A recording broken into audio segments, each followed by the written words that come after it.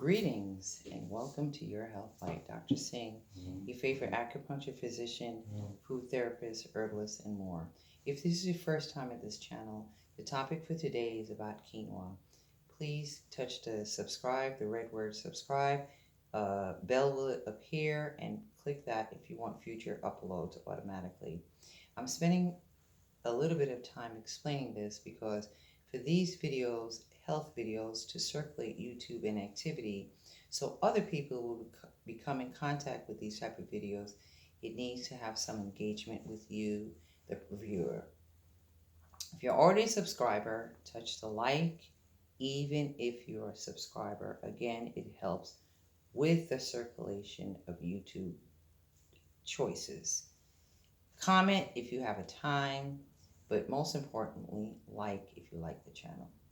Next up, quinoa is the topic for today, and I'd like to first say that quinoa is gluten-free. It may not mean that much to you, but it being a gluten-free item is highly, highly substantial. I'll compare it and explain why. Gluten is a substance that sounds just like what it says. It is glue. It sticks and clings on to your cells. That being the case, it would stick on to other parts of your body through digestion while the food is coming through your system. So, gluten is something that we're finding out people are more allergic to than not, but outside of the fact of allergy, it does stick on. It has a clinging effect. So where can you find gluten items? You're going to find it in mostly flour items, white flour specifically. This is so easily accessible and it's so affordable that people tend to consume things with flour. But when you think of the detrimental effects, you may reconsider it. The flour substances such as cakes, dumplings, we got hamburger buns. You could fry it, you could boil it, you could bake it, it's still good. No matter how you look at it, that's basically what it is that you're putting together if you're concerned is consuming flour. That's it, plain. Now, let's move on into quinoa.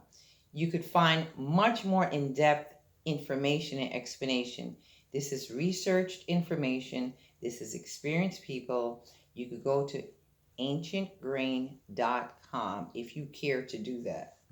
I am going to give you a list and a summary. Number one, it is gluten-free. Quinoa is gluten-free. It is a red grain. They have both kinds. They have red and they have the beigeish color. I find that the red one is better because of the anthocyanins. What is anthocyanins? It's a color. It's a color that's delivered to any type of plant or food substance. So that is something that you could keep in mind, that why I would say the red one is better than the beige one.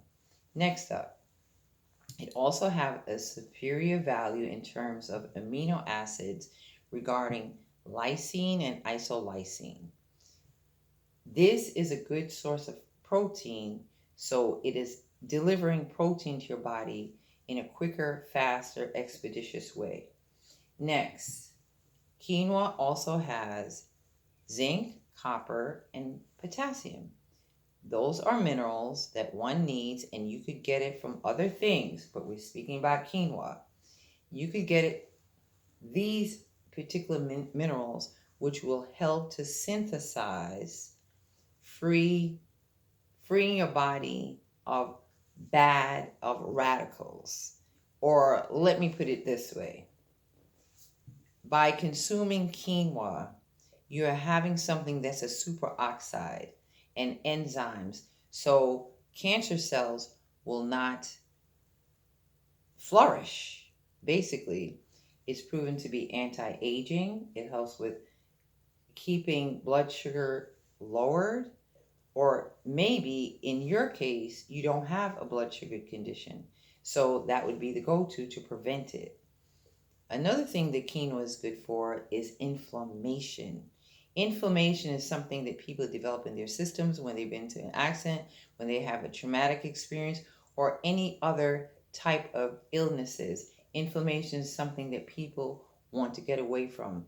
You might have a knee pain. You might have an elbow pain. You might have stomach issues. This is where inflammation begins. So quinoa is a go-to as far as reducing inflammation. This is the red quinoa. I don't have the beige one, but just take a good look. This is the famous quinoa.